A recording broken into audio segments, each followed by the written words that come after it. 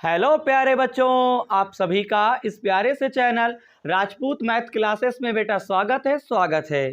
तो बेटे आज की क्लास में हम लोग कक्षा 12 की जो आपकी डॉक्टर हरसौरूप शर्मा प्रकाशन की जो गणित की किताब है, इस किताब में आपको जो अध्याय 4 दे रखे हैं यानी सारणिक, इस अध्याय 4 के अंतर्गत आपको जो प्रश्नावली 4F दे रखे हैं, इस प्रश्नावली 4F में आपको जो प्रश्न नंबर 25 से जो आपको प्रश्न दे रखे हैं, इन प्रश्नों का हल आज की क्लास में हम लोग समझने वाले हैं। अगर आप पिछली वीडियो देखना चाहते हैं तो आप हमारे चैनल की प्ले लिस्ट में जाएंगे, वहां पे आपको प्रत्येक अध्याय का कंप्लीट बेसिक कॉन्सेप्ट और प्रश्नावली के एक एक प्रश्न का हल आपको करवाया गया है। आज की क्लास में हम लोग प्रश्न नंबर 25 से हल समझेंगे।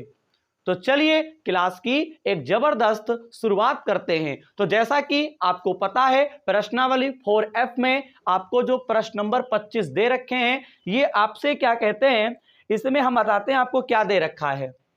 आपने किताब में मिला ही लिया होगा। प्रश्न नंबर 25 में आपको a बराबर एक आव्यूह दे रखे हैं और हमें इसकी सहायता से a की घात -1 यानी a इनवर्स हमको ज्ञात करना है और फिर इसी इनवर्स का प्रयोग करके निम्नलिखित समीकरण निकाय को क्या करना है, हल करना है। यानी कि प्रश्न नंबर 25 में a बराबर आपको एक आव्यूह दे रखा है और बेटा फिर हमें क्या करना है, उसका इनवर्स ज्ञात करना है और फिर मुझे उसी इनवर्स का प्रयोग करके यहां पे जो समीकरणें दे रखी हैं उन समीकरणों को हल करना है। बताइए, आज की क्लास में इन सब के बारे में चर्चा होने वाली है, तो चलिए करते हैं। तो सबसे पहले आपको सॉल्यूशन लिखना पड़ेगा और उसके बाद यहां पे a बराबर जो भी आपको दे रखे हैं उसे आप लिख लीजिए 2 3 1 माइनस का 3 2 1, फिर आपको 5 माइनस का 4 माइनस का 2, इस प्रकार से दे रखे हैं। हमें पहले इनवर्स ज्ञात करना है। अब बात आती है इनवर्स निकाला कैसे जाता है, इस चीज को पहले बेटा हम लोग समझेंगे। तो सबसे पहले जब भी आपको कोई आव्यूह दे रखा है उसको पहले a मान लो। यहां पे तो a दिया ही था। अब हम क्या करेंगे, सबसे पहले दिए गए आव्यूह का हम लोग माड निकालते हैं। यहाँ पे 3 पंक्ति है, 3 स्तंभ है, ऐसा हमको आव्यूह दे रखे हैं। तो इसका जब माड निकालोगे तो माड कैसे निकालते हैं, मैंने आपको पिछली क्लास में पढ़ा रखा है। तो यहाँ पे जो पहला अवयव यानी कि इस आव्यूह में 3 पंक्ति 3 स्तंभ है, तो आपको पहला पंक्ति दिख रहा है कि नहीं दिख रहा है? तो जो पंक्ति दिख रहा है इसको बेटा बोलते हैं R1। पहली पंक्ति को क्या बोलते हैं, R1 बोलते हैं। जरा एक मिनट बेटा, हाँ यहाँ पे ध्यान देंगे। यहाँ पे बेटा मैंने क्या किया हुआ है, ध्यान दीजिएगा। यहाँ पे जो आव्यूह दे रखे थे इसकी जो पहली पंक्ति है उसको बेटा यहाँ पे पहली पंक्ति है तो मैंने R1 से नोट कर दिया। अब हमको पहली पंक्ति के अवयवों की सहायता से हमें माड निकालना होता है। जैसे यहाँ पे पहला अवयव प्लस में है, पहली पंक्ति का पहला अवयव प्लस में लेते हैं, फिर दूसरा माइनस में लेते हैं, तीसरा प्लस में लेते हैं। तो ये बताओ जब आप 2 लोगे, मैंने पिछली क्लास में भी चर्चा कर रखे हैं हम, तो यहाँ पे देखिए जब 2 लोगे तो ये स्तंभ ये पंक्ति हट जाएगा, 2 दूनी 4, बीच में सदैव माइनस का होता है, 1 चक्कू 4, तो 4 माइनस में होगा तो 2 माइनस, तो यहाँ प्लस हो जाएगा। फिर आपको बेटा क्या करना है, हमें माइनस में अवयव लेना होता है, लेकिन माइनस में अवयव भी दिया है और माइनस लेना भी है, तो माइनस माइनस क्या हो जाएगा, प्लस हो जाएगा। अब ये स्तंभ ये पंक्ति हट जाएगा, 3 लेंगे, स्तंभ ये पंक्ति हट जाएगा, 2 तिहाई कितना होता है, माइनस का 6, बीच में माइनस का निशान, 1 चक्कू 4, लेकिन प्लस का आपका क्या हो जाएगा, 4 हो जाएगा। अब आपको यहाँ पे क्या लेना है, प्लस का 5 लेना है।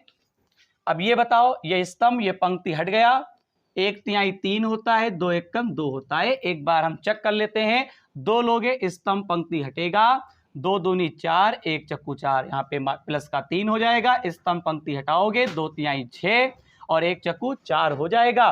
फिर आपको प्लस का 5 लेना, स्तंभ पंक्ति हटाओ, 1 तिहाई 3 दूना 2, ऐसे होगा। अब देखिएगा माड a बराबर 4 में से 4 जाएगा 0, ये तो पूरा साफ ही हो गया।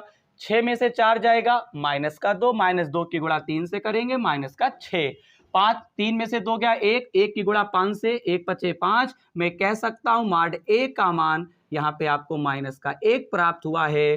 बोल बच्चन, मॉड ए का मान आपको यहाँ पे कितना प्राप्त हुआ है? मॉड ए का मान आपको 1 प्राप्त हुआ है। आपको पता है, मैंने पिछली क्लास में आपको पढ़ा रखा है, अगर मॉड का मान अगर आपको धनात्मक प्राप्त हो या ऋणात्मक प्राप्त हो तब तो हम इनवर्स निकाल सकते हैं। यानी आपको छोटी मोटी कॉमा लगा के या फिर नई लाइन से आपको हिंदी लिखनी है। अतः ए इनवर्स का क्या है? अस्तित्व है। अस्तित्व अगर है तो हम क्या कर सकते हैं? इनवर्स निकाल सकते हैं। बताइए, कोई दिक्कत तो नहीं? बेहद आसान है। जरा बेटा आप इतना समझें पहले, ठीक है? आगे बढ़ें। सबसे पहले क्या किया? ए बराबर उतारा गया, मॉड निकालेंगे। मॉड में आपका -1 आ चुका है, ठीक है। अतः ए इनवर्स का क्या अस्तित्व है। इन सवालों को बहुत ही ध्यान पूर्वक लगाया जाता है। मैं आपसे बार बार कहता हूं, बहुत ध्यान पूर्वक आप लगाओ, गलतियां ना होने पाए। इसके बाद बेटा आपको क्या करना होता है? आपको बेटा यहाँ पे इनवर्स निकालने के लिए आपको शाखंड चाहिए। तो शाखंड बेटा कैसे निकालते हैं, जरा ध्यान दो। शाखंड कैसे निकालते हैं? देखो, इस ए बराबर जो दे रखे हैं इसकी सहायता से शाखंड निकालो। तो शाखंड के लिए 11 लिखते हैं, तो यहाँ पे -1, यहाँ पे 1 + 1। अब देखिएगा, जब 11 लिखोगे तो पहली पंक्ति पहला स्तंभ हटाओ, 2 दूनी कितना होता है? 4 होता है। माइनस का 1 चक्कू कितना होता है? 4 होता है। 4 माइनस का होगा, लेकिन बीच में सदैव माइनस होता है तो प्लस हो जाएगा। पावर सम है, यहाँ पे कोई प्रभाव नहीं, 4 में से 4 जाएगा, 0 बचेगा। इसके बाद आपको 12 निकालना है। फटाफट फटाफट, यहाँ पे -1, यहाँ पे 1 + 2 कर दोगे। यहाँ पे आपका क्या होगा? पहली पंक्ति और आपको यहाँ पे दूसरा स्तंभ आपको दे रखे हैं। पहली पंक्ति और आपको दूसरा स्तंभ दे रखे हैं। तो यहाँ पे आप क्या करोगे? कैंची फिर गुणा करो तो 2/3 आपका क्या बनेगा? यहाँ पे 6 बनेगा। यहाँ पे 1 चक्कू कितना होता है? 4, तो यहाँ पे आपका प्लस का 4 हो जाएगा। 6 में से 4 आप घटाओगे तो आपका -2 बचेगा। पावर यहाँ पे विषम है, गुणा कर दो तो यहाँ पे आपका +2 हो जाएगा। क्योंकि अगर विषम पावर होती है तो यहाँ पे जो भी घटाने या जोड़ने पर बचता है उस पे माइनस से गुणा कर दो। यही तो बताया था, पिछली क्लास आप देखते नहीं हो। अब यहाँ पे -1, यहाँ पे 1 + आपका 3 हो जाएगा। बोलिए, 3 हो जाएगा। पहली पंक्ति तीसरा स्तंभ हटा दो तो 1/3 3 आपका होता है, 2 1 कम आपका 2 होता है। 3 में से 2 घटाओगे तो 1 बचेगा। पावर सम है, कोई परिवर्तन नहीं है। एक बार आप चेक कर लो। 11 का मतलब पहली पंक्ति पहला स्तंभ 2 दूनी 4 प्लस 0 आ जाएगा। पहली पंक्ति दूसरा स्तंभ 2/3 6 1 चक्कू 4, यहाँ पे बिल्कुल सही है। पहली पंक्ति तीसरा स्तंभ 3 दूना 2 1 बचेगा। अब आपको पता है, अगर ए इनवर्स ज्ञात करना है तो शाखंड निकालने पड़ेंगे। अगर 3 पंक्ति और 3 स्तंभ अगर आपको दे रखे हैं तो शाखंड का मान आपका होता है 11 12 13 21 22 23 31 32 33। ये शाखंड निकालने पड़ते हैं। इन शाखंड की सहायता से हम लोग क्या करते हैं? शाखंडज ज्ञात करते हैं। अब आपको निकालना पड़ेगा 21, तो -1, यहाँ पे 2 + 1। यहाँ पे देख पा रहे हो, दूसरी पंक्ति पहला स्तंभ हटाओ तो 2/3 आपका 6 बनेगा। प्लस का 1 पचे कितना होता है आपका? 5 हो जाएगा। यहाँ पे क्या करोगे? 6 में से 5 आपका जाएगा तो आपका कितना बचेगा? 1 बचेगा। पावर यहाँ पे विषम है, गुणा करोगे तो -1 निकलेगा। इसके बाद आपको 22 निकालना है। यहाँ पे -1, यहाँ पे 2 + 2। तो देखिएगा, दूसरी पंक्ति दूसरा स्तंभ है तो यहाँ पे 2 दूनी 4 हो गया माइनस का, 5 1 कम 5, 5 और 4 होते हैं 9, -9, तो -9 ही आपको लिखना पड़ेगा। पावर सम में कोई परिवर्तन नहीं होगा। दूसरी पंक्ति यहाँ पे तो बेटा 2/3 6 1 पचे 5 हो जाएगा। सही है ना? चलो, सही है। अब आपको 23 निकालना पड़ेगा। तो -1, यहाँ पे 2 प्लस आपको क्या लेना पड़ेगा? 3 लेना पड़ेगा। तो दूसरी पंक्ति तीसरा स्तंभ हटाओ, दूसरी पंक्ति और ये तीसरा स्तंभ हटाओगे तो यहाँ पे 1 दूना 2 और प्लस का आपको 3, 3 2 5 होते हैं। पावर विषम में, माइनस से गुणा कर दोगे। इसके बाद आपको निकालना पड़ेगा 31, तो -1 3 + 1। तो तीसरी पंक्ति पहला स्तंभ तो 4 तिहाई 12 प्लस का 2 पंचे कितना होता है? 10 होता है। 12 में से 10 घटाओगे तो 2 बचेगा। सम पावर है, कोई परिवर्तन नहीं। इसके बाद आपको 32 निकालना है। यहाँ पे लिखोगे 3 + 2। तो बताओ, तीसरी पंक्ति दूसरा स्तंभ हटाओ तो 4 दूनी 8 अब 5 तिहाई आपका क्या बनेगा 15 बनेगा। बोल बबुआ। तीसरी पंक्ति दूसरा स्तंभ, 4 दूनी 8, 3 पचे 15, 15 8 कितने होते हैं 23 होते हैं। माइनस के यहाँ पे गुणा करोगे तो आपका क्या हो जाएगा प्लस का 23 हो जाएगा। यहाँ पे माइनस का 23 होगा, पावर विषम में गुणा करोगे तो प्लस का 23 निकलेगा। अब आपको लिखना है A33, तो माइनस का 1 यहाँ पे आप लिखोगे 3 प्लस यहाँ पे 3। तीसरी पंक्ति तीसरा स्तंभ, तो 2 दूनी 4 हो जाएगा, 3 तिहाई 9 प्लस का 9, 9 4 आपका 13 होता है। बताइए आपको इतने शाखंड आप इस प्रकार से पिछली क्लास में भी आपने निकाला था ना, ठीक है। तो फिर दिक्कत काहे की है, आप सीखिए। अब यहाँ पे जो भी हम शाखंड निकालने हैं इनकी सहायता से शाखंडज निकालेंगे। तो सबसे पहले लिखेंगे एड ज्वाइन ए। तो एड ज्वाइन ए के लिए यहाँ पे जो 11 12 13 21 22 23 31 32 33 आते हैं, इन्हें पंक्ति के रूप में लिख दो। 11 12 13 21 22 23 31 32 33। तो यहाँ पे देखिएगा ये 0 हो जाएगा, ये 2 हो जाएगा, ये 1 हो जाएगा, -1, फिर 9, फिर आपको माइनस का 5, फिर आपको 2 मिलेगा, फिर आपको ये 23 मिलेगा, फिर आपको ये क्या मिलेगा 13 मिलेगा। अब चेक कर लो, यहाँ पे क्या 0 है, 2 है, 1 है, -1, यहाँ पे माइनस का 9। यहाँ पे ध्यान दीजिएगा, बहुत ही भावुक होके क्वेश्चन लगाना है, बहुत ही ध्यान पूर्वक। ये आपका माइनस का 9 होगा। जैसा कि यहाँ पे लिखो, ये 0 हो गया, ये 2 हो गया, ये 1 हो गया, -1, ये आपका माइनस का 9, ये आपका माइनस का 5 है। फिर यहाँ पे आपको 2 23 और आपको क्या दे रखे हैं 13 दे रखे हैं, 2 23 और 13 दे रखे हैं। एड ज्वाइन ए, यहाँ पे आपको क्या कर देना है डैश कर देना है। क्या इतनी बात आपको समझ में आई कि नहीं आई, बताइए। एड ज्वाइन ए आपको निकालना है, तो यहाँ पे आपको इतनी बात समझ में आ रही है कि नहीं आ रही है। सबसे पहले क्या किया गया, ए बराबर लिखा गया, ए की सहायता से माड निकालेंगे, -1 आ गया, और फिर यहाँ पे 11 12 13 21 22 23 31 32 33 ये शाखंड थे। शाखंड को मैंने क्या किया एड ज्वाइन ए के अंदर लिखा, उसके ऊपर डैश लगा दिया। कहानी यह है, पहले इतना आप स्क्रीनशॉट लो, फिर आगे हम आपसे बात करते हैं। चलिए, आपने स्क्रीनशॉट ले लिया, बहुत बढ़िया। अगर आपने स्क्रीनशॉट ले लिया है तो मैं आगे का जो भी प्रोसेस है मैं बताता हूं। तो बेटा मैं इधर का मिटाल दे बेटा, क्योंकि बेटा इधर की भी आवश्यकता पड़ेगी। चलिए इधर का मिटाल रहे हैं, देखिए ये भी मिटाल सकते हैं। माड ए का मान -1 आया है, याद रखिएगा। अब बात आती है एड ज्वाइन ए था, यहाँ पे क्या था एड ज्वाइन ए था। यहाँ पे जो आपने निकाला है इधर आपका क्या था एड ज्वाइन ए था। देखिए उसके ऊपर क्या था डैश लगा हुआ था। जैसा ही डैश तुम हटाओगे ना, वैसे एक नई तरकीब होगी। जरा 1 मिनट रुको बेटा। एक तो ये मार्कर बहुत जल्दी भूखा हो जाता है, तुरंत डालोगे तुरंत खत्म हो जाती है, अब अकेले नहीं खत्म होगी। देखिएगा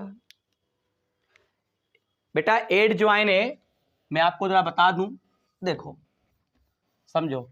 एड ज्वाइन ए यहाँ पे डैश लगा हुआ है, डैश हटेगा तो हम कह सकते हैं एड ज्वाइन ए बराबर जो भी आपको मान मिलेगा एड ज्वाइन ए का, यानी शाखंडज। तो बेटा डैश के बाहर जब अवयव को निकालोगे तो स्तंभ को पंक्ति में लिख दो, या तो पंक्ति को स्तंभ कर दो, कोई एक क्रियाकलाप करना होता है, ये स्तंभ में पंक्ति कर दिया। आप क्या करोगे 2 -9, फिर यहाँ पे आपको क्या लिखना है 23, फिर आपको 1 -5 और फिर आपको क्या लिखना है 13। यहाँ पे मैंने क्या किया, ये स्तंभ है पंक्ति कर दो, 0 -1 2, फिर यहाँ पे ये स्तंभ में पंक्ति करो 2 -9 23, फिर आपको 1 -5 13। इस प्रकार से एड ज्वाइन ए का मान हमको इतना हमको बेटा प्राप्त हुआ है।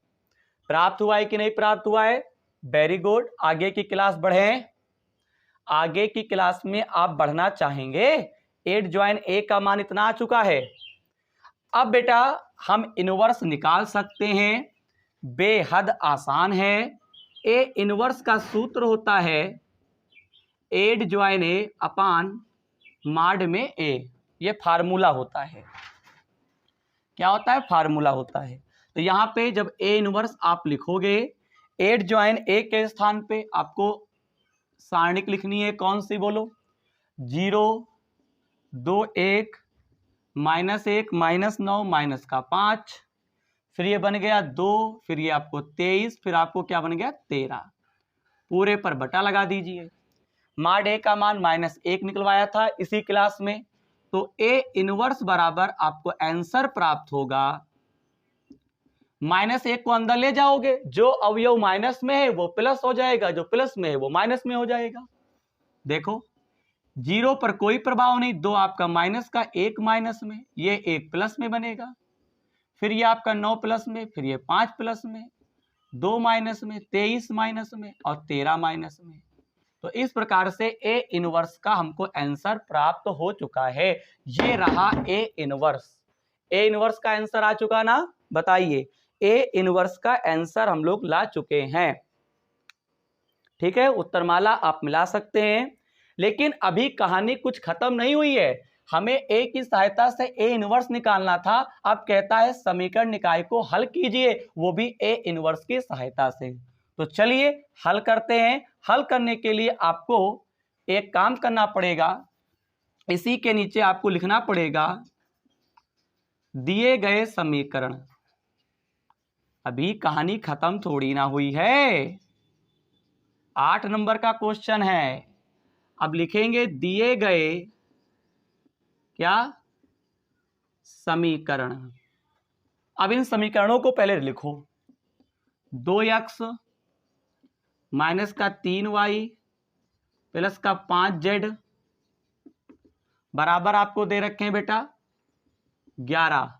फिर ये आपका हो जाएगा 3x प्लस का 2y माइनस का 4z बराबर माइनस में 5 दे रखे हैं। ठीक है, फिर ये x प्लस वाई माइनस का 2z बराबर माइनस का 3। ये समीकरण है, चेक करो। 2x minus 3y plus 5z बराबर 11, 3x प्लस 2y माइनस का 4z बराबर -5, x plus Y minus 2z बराबर माइनस का 3 आपको दे रखा है।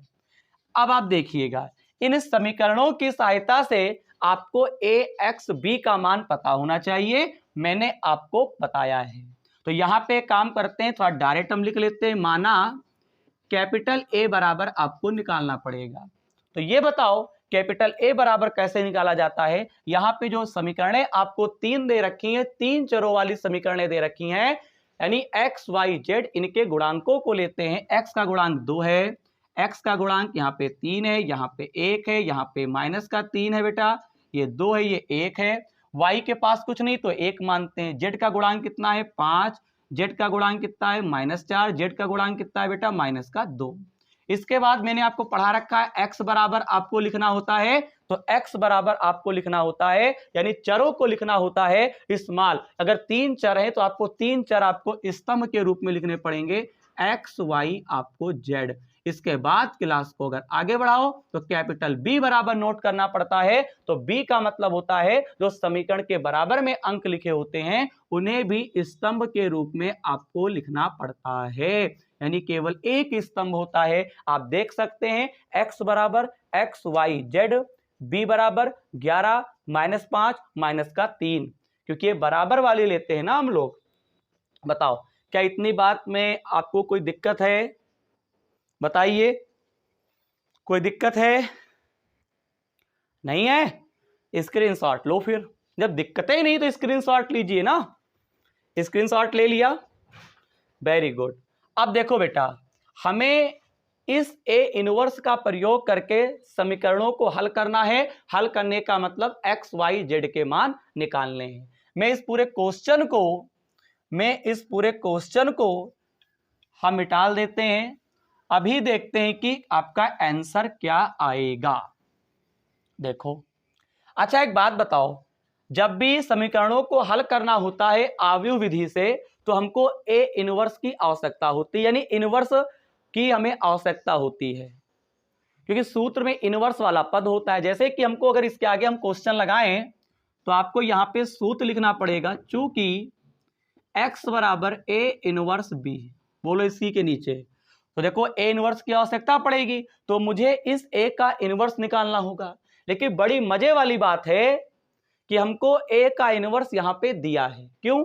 अगर इसका इनवर्स निकालोगे ए बराबर समीकरणों का, तो वही तो इनवर्स आएगा। और आपको पता भी है मुझे ए इनवर्स का यूज भी करना है। तो इस ए इनवर्स के स्थान पे सबसे पहले एक्स के स्थान पे आप क्या लिखोगे? एक्स, वाई और जेड। ए इनवर्स के स्थान पे वही लिख दो, 0 -2 -1 1 9 5 -2 -23 और माइनस का ये आपका हो गया 13। अच्छा, बी के स्थान पे क्या लिखोगे? बी बराबर आपको दे रखे हैं 11 -5 -3। बताइए, अब मैं इधर का मिटालता हूं, पहले आप स्क्रीनशॉट ले लो। ठीक, अब बेटा आपको गुणा कर लेनी है और फिर देखते हैं कि हम लोगों का आंसर एक्स वाई जेड का आता है कि नहीं आता है। अभी आपको पता चल जाएगा। सबसे पहले एक्स वाई जेड लिख लेंगे, गुणा करो भैया। पंक्ति की गुणा स्तंभ से होती है, पंक्ति की गुणा स्तंभ से होती है। बार बार चिल्ला चिल्ला के कहते हैं। 0 का पहाड़ा 11 बार 0, 1 पचे आपका 5 होता है, 2 तिहाई आपका प्लस का 6 हो जाएगा, प्लस का 6। बोलो, पंक्ति की गुणा स्तंभ पहले की पहले से, दूसरे की दूसरे से, तीसरे की तीसरे से। यहाँ पे 0, यहाँ पे पचे 5, 2 तिहाई 6। अगर क्लास को आगे बढ़ाओ तो यहाँ पे 2 गिरैया आपका 22 होता है, माइनस का 9 पचे 45, 23 तिहाई आपका 69 होता है ना, प्लस का 69 बन जाएगा। लो, 3 तिहाई 9, 3 दूनी 6। यहाँ पे 1 गिरैया आपका माइनस का 11, 5 हम 25, बोलो 13 तिया 39, प्लस का बनेगा। अब आप इसे सॉल्व करो। आइए हम सब मिलकर सॉल्व करते हैं।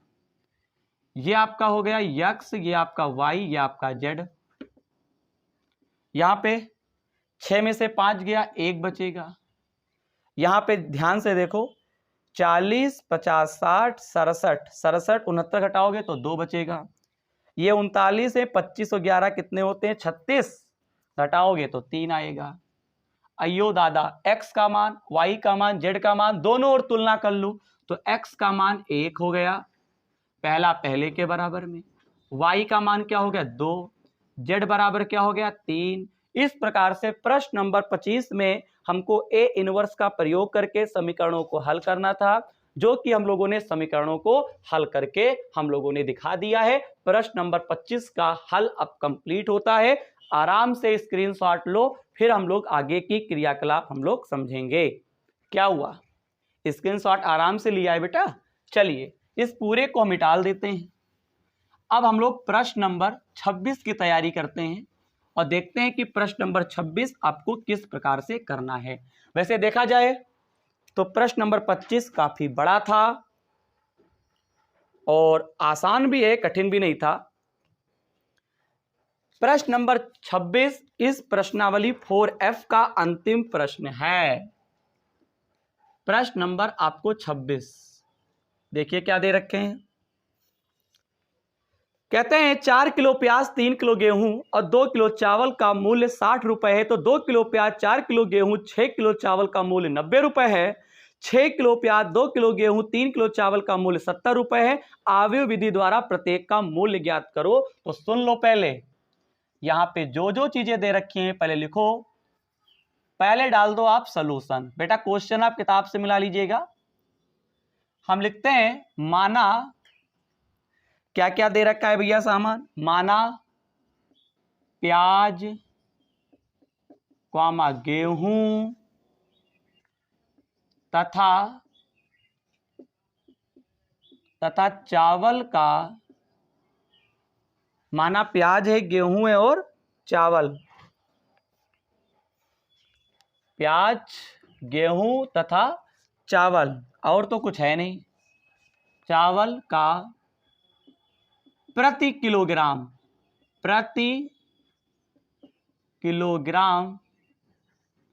का मूल्य x, y तथा क्या है? z है। माना प्याज, गेहूं तथा चावल का प्रति किलोग्राम का मूल्य x, y तथा z है। ऐसा बेटा हम लोगों ने मान लिया है, मूल्य x, y तथा z है। अब आपको मैं एक काम करता हूं, यहां पे नीचे लिख देते हैं ATQ। ATQ का मतलब होता है बाबू अकॉर्डिंग टू क्वेश्चन, यानी प्रश्नानुसार। अब बताओ, अब आपको एक एक शर्त पढ़नी है। बताओ, यानी 1 किलो प्याज का मूल्य X रुपए है, 1 किलो गेहूं का मूल्य Y रुपए है, 1 किलो चावल का मूल्य Z रुपए है। तो यहां पे पहली शर्त है 4 किलो प्याज, 4 किलो प्याज है तो आप लिखेंगे 4x। 3 किलो गेहूं, गेहूं को Y माना है तो 3y, और चावल को क्या माना है Z, तो यहाँ पे 2Z, और टोटल इन तीनों का जो मूल्य था वो 60 रुपए है तो बराबर में 60 लिख देंगे। यानी कि आपको पहला, यानी कि 1 किलो प्याज का मूल्य जब X रुपए है तो 4 किलो प्याज का मूल्य 4x होगा। 1 किलो गेहूं का मूल्य जब Y रुपए है तो 3 किलो गेहूं का मूल्य 3 रुपए। 1 किलोग्राम चावल का मूल्य Z रुपए है तो 2 किलो चावल का मूल्य 2Z होगा। यह पहली शर्त थी। आगे पढ़ें। फिर कहता है 2 किलो प्याज तो यहाँ पे 2x, फिर आपका गेहूं तो यहाँ पे 4y, फिर कहता है चावल तो यहाँ पे 6Z। टोटल मूल्य आपको दे रखे हैं 90 रुपए। आराम से लिखो, आराम से। तीसरी शर्त, 6 किलो प्याज दे रखा है तो आपका ये 6x बनेगा। 2 किलो गेहूं दे रखा है तो आपको 2y लिखना पड़ेगा। 3 किलो चावल है तो आपको बेटा 3Z लिखना पड़ेगा। फिर कहता है टोटल मूल्य कितना है 70। एक बार चेक कर लो, 4x plus 3y plus 2z बराबर 60, 2x plus 4y plus 6z बराबर 90 होगा। 6x 2 kg 2y plus 3z बराबर 70। अब हमें आव्यूह विधि के द्वारा हमें प्रत्येक का मूल्य ज्ञात करना है कि प्याज, गेहूं और चावल का जो 1 किलो का मूल्य है वो क्या होगा। इसके लिए बेटा हमको बहुत ही दिमाग लगाना पड़ेगा। सबसे पहले आप मानोगे कैपिटल A बराबर, A का मतलब होता है 3 समीकरणें आ चुकी हैं, x y z, इन तीनों के गुणांक ले लो तो ये 4, ये 2, ये 6, ये आपका 3, ये आपका 4, ये 2 बनेगा। यहाँ पे 2 बनेगा बेटा, ये आपका 6 बनेगा, ये आपका 3 बनेगा। बहुत ही ध्यान पूर्वक। इसके बाद आपको x लिखना होता है, x का मतलब x, y आपको z लेना होगा। इसके बाद आपको क्या करना होगा, b बराबर लिखना होता है। आव्यूह आपको पता है समीकरणों के बराबर में अंक हो या संख्याएं हो उन्हें स्तंभ के रूप में आपको लिखना होता है। बताओ, 4 2 6 3 4 2 2 6 3 x y z 60 90 70। बोलो। इसके बाद आपको माड निकालना पड़ता है तो यहां पे माड निकाल दीजिए। A का माड निकालना पड़ता है, यहाँ पे 4 लेंगे। ये स्तंभ, ये पंक्ति हट गया। 3 चक्कू 12, 6 दूनी 12, बीचम माइनस का निशान। फिर आपको पहली पंक्ति होता है ना, पहली पंक्ति लेते हैं R1। पहली पंक्ति में आपको पहला अवयव प्लस में लेना है, फिर माइनस में, फिर प्लस में। सब बेटा बेसिक में पढ़ा रखा, बेसिक देखते नहीं हो, बस चले आते हो प्रश्नावली पर। अगर आते हो तो प्रश्नों का हल समझ सकते हो, बाकी अगर हर चीज जानना है ना तो शुरुआत से पढ़ो ना। ये स्तंभ, ये पंक्ति हटाओ तो 3 दूनी 6, और यहाँ पे आपका 6 छाक क्या बनेगा, 36 बनेगा। फिर आपको यहाँ पे प्लस का 2 लेना है। ये स्तंभ, ये पंक्ति हटेगा, 2 दूनी 4, फिर यहाँ पे आपका 6 चौक 24 बनेगा। एक बार हम चेक कर लेता हूं। 4 लिखोगे, स्तंभ पंक्ति हटेगा, 3 चक्कू 12, 2 छन 12, माइनस का 3, स्तंभ पंक्ति हटेगा, 3 दूनी 6, 6 छाक 36, प्लस का 2, स्तंभ पंक्ति हटा, 2 दूनी 4, 6 चौक 24। बेटा 12 में से 12 गया, 0 बचेगा, ये सब हट जाएगा। माड A का मान 36 में से 6 घटाओगे तो माइनस का 30, और माइनस की 30 की गुणा 3 से तो आपका प्लस का 30 यानी 90। 24 में से 4 गया, माइनस का 20, 20 दुना कितना होता है बेटा, 40 होता है बबुआ। 90 में से 40 जइबो तो यहाँ पे लिखबो कितना, 50, यानी कि 90 में से 40 जाएगा तब आपका 50 बचेगा। और आपको ये भी पता है अगर माड A का मान धनात्मक होगा तो यहां पे लिखेंगे, या ऋणात्मक होगा, अतः A इनवर्स का क्या है, अस्तित्व है। बताओ, पहले बताइए आपको दिख रहा है वीडियो में कि नहीं दिख रहा है, बताओ दिख रहा है ना। वेरी गुड, बहुत बड़ी बात है कि आपको दिख रहा है। सबसे पहले 3 समीकरणें बनाई, A x b निकाला और माड A निकाला गया A का, तो बेटा यहाँ पे माड A का मान 50 प्राप्त हुआ है, अतः A इनवर्स का क्या है, अस्तित्व है। तो A इनवर्स का अस्तित्व है। अब देखिए बेटा, वो पूरा हट गया ना, उस पूरे को बेटा मैंने मिटा दिया है। अब बेटा देखिए a बराबर जो हमको इन समीकरणों की सहायता से प्राप्त हुआ है, अब हम लोग इसकी सहायता से सहखंड निकालेंगे। क्या निकालेंगे बेटा? हम लोग निकालेंगे सहखंड। और जब बेटा आपका सहखंड आ जाएगा उसकी सहायता से सहखंडज निकालेंगे और फिर हमें पता चल जाएगा चावल, गेहूं और प्याज का मूल्य क्या है। तो यहां पे देखिएगा, इसके बाद आपको लिखना पड़ेगा 11, तो इसी की सहायता से निकालना है तो -1, ये आप लिखोगे 1 + 1। इसका ये मतलब होता है पहली पंक्ति पहला स्तंभ हटाओ, तो आपका 3 चक्कू आप क्या लिखोगे 12, माइनस का 12, 12 में से 12 गया 0, तो कोई परिवर्तन नहीं है, पहली पंक्ति पहला स्तंभ। ठीक है, इसके बाद आपको लिखना है 12 -1, ये आपको लिखना है 1 + 2, तो पहली पंक्ति और ये दूसरा स्तंभ, यहाँ पे 3 दूनी 6। बेटा बहुत ही ध्यान से करेंगे, गलतियां होने के बहुत चांस है। 6 छाक 36, 36 में से 6 घटाओगे तो -30, पावर विषम है तो ये आपको +30 मिलेगा। अब आपको निकालना है 13 -1, आपका यहाँ पे 1 + 3, तो यहाँ पे पहली पंक्ति तीसरा स्तंभ 2 दूनी 4, 6 चौक आपका 24 बनेगा। 24 में से 4 को घटाओगे तो -20, पावर है सम, कोई परिवर्तन नहीं होगा। फिर आपको लिखना है 21 -20 आएगा। अब आपको लिखना है 21 -1, ये आपका 2 + 1, दूसरी पंक्ति पहला स्तंभ हटाओ तो 3 तिहाई 9 और 2 दूनी आपका 4, 9 में से 4 घटाओगे तो 5 बचेगा, पावर विषम है तो -5। फिर आपको यहाँ पे क्या करना है 22 निकालना है, तो माइनस का यहाँ पे 2 + 2 करोगे तो यहाँ पे दूसरी पंक्ति, यहाँ पे दूसरा स्तंभ, तो 3 चक्कू 12, यहाँ पे 6 दूनी 12, 12 में से 12 गया तो आपका 0 बचेगा। इसके बाद आपको निकालना है यहाँ पे 23, तो माइनस का 1, 2 प्लस आपको 3 लिखना है। दूसरी पंक्ति यहाँ पे देखिए तीसरा स्तंभ 2 चक्कू 8 और यहाँ पे 6 त्रिक क्या करोगे 18 करोगे, 18 में से 8 जाएगा तो माइनस का 10, ये प्लस का 10 निकलेगा। अब आपको निकालना है आगे की क्रियाकलाप, आप बहुत कायदे से देखेंगे, आपको 31 निकालना है तो यहाँ पे लिखोगे -1, यहाँ पे 3 + 1, तीसरी पंक्ति पहला स्तंभ हटाओ तो 6 त्रिक आपका हो जाएगा 18 और ये आपका 4 दूनी आपका 8 हो जाएगा। 18 में से 8 घटाओगे तो 10 बचेगा, ये प्लस का 10 निकलेगा। अभी हम दोबारा फिर चेक कर लेंगे। फिर आपको 32 निकालना है, -1, यहाँ पे 3 + 2 कर दोगे, तीसरी पंक्ति ये दूसरा स्तंभ तो 6 चौक 24, ये सब बेटा आपको मैंने निकलवाया था सहखंड चैप्टर नंबर 4A या 4B में, आप देख सकते हो यहाँ पे आपका -20 निकलेगा। इसके बाद आपको 33 लिखना है, फिर यहाँ पे -1, ये आपका 3 + 3, तीसरी पंक्ति तीसरा स्तंभ 4 चक्कू 16, 2 तिहाई 6, 16 में से 6 जाएगा 10 तो प्लस का 10 निकलेगा। एक बार अब हम लोग जल्दी जल्दी चेक कर लेते हैं। पहली पंक्ति पहला स्तंभ 3 चक्कू 12, 2 छंग 12, 0 आएगा। पहली पंक्ति दूसरा स्तंभ तो 3 दूनी 6, 6 छाक 36, 36 में से 6 घटाओगे तो आपका -30 बचेगा, पावर विषम है तो प्लस का 30 आएगा। पहली पंक्ति तीसरा स्तंभ हटाओ तो यहाँ पे 2 दूनी 4, 6 चौक 24, -20, दूसरी पंक्ति पहला स्तंभ 3 तिहाई 9, 2 दूनी 4, 9 में से 4 जाएगा 5, पावर विषम है तो -5 निकलेगा। दूसरी पंक्ति दूसरा स्तंभ तो 3 चक्कू 12, 6 आपका 0 हो जाएगा। दूसरी पंक्ति तीसरा स्तंभ 2 चक्कू 8, 6 त्रिक 18 घटाओगे तो -10 आएगा, यहाँ पे प्लस का 10 निकलेगा। तीसरी पंक्ति पहला स्तंभ 6 त्रिक 18, 4 दूनी 8 घटाओगे 10 बचेगा। तीसरी पंक्ति दूसरा स्तंभ 6 चौक 24, 2 दूनी 4, -20, तीसरा पंक्ति तीसरा स्तंभ 4 चक्कू 16, 2 तिहाई 6। थोड़ा फास्ट बता रहा हूं क्योंकि बेटा ये सब बातें आपको हम पढ़ा चुके हैं। अब आगे की जो क्रियाकलाप है, अब हमको यहाँ पे क्या लिखना होता है, एड ज्वाइन ए लिखना होता है।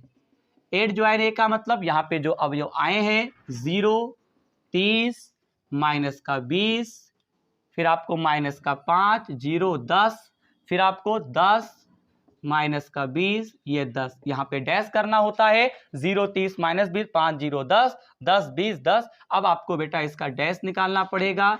ए बबुआ डैश निकाल दें, चलो अच्छा निकाल देते हैं। डैश का मतलब स्तंभ को पंक्ति में लिखो या पंक्ति को स्तंभ में लिखो, कोई एक एक्टिविटी करनी है। स्तंभ को पंक्ति में करोगे 0, -5, ये आपका 10 हो गया। यहाँ पे आपका 30, 0, -20, ये आपका -20, 10 और ये 10। मैंने क्या किया, स्तंभ को पंक्ति में 0, 5, 10, 30, 0, 20, 20, 10, 10।